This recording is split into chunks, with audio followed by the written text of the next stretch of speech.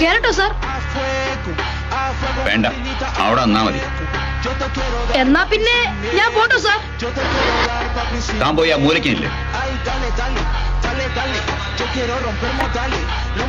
Devaki KM, present sir.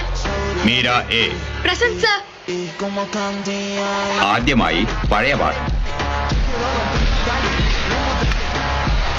മലയാള ഭാഷയിൽ ആദ്യമായി അച്ചടിച്ച പുസ്തകം ഏതാണ്? സംക്ഷേപ വേദാർത്ഥം. എവിടെയാണ് ഈ പുസ്തകം അച്ചടിച്ചത്? ഇറ്റലിയിൽ.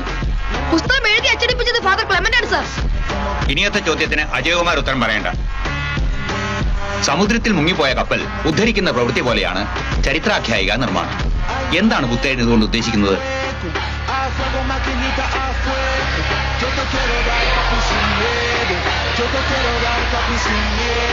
മുരളീധരൻ,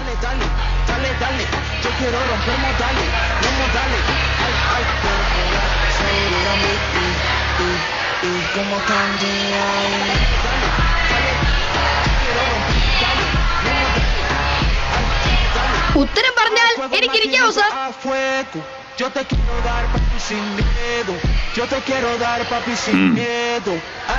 പുത്തേഴത്ത് രാമൻ മേനോൻ സമുദ്രമായി സങ്കല്പിച്ചിരിക്കുന്നത് നമ്മുടെ മറവിയെയാണ്.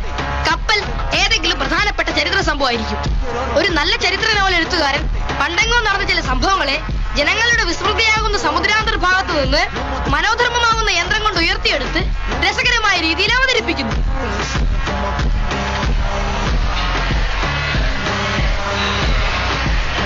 ണ്ടന്മാരും മണ്ടികളും ഇരുന്നോളൂ.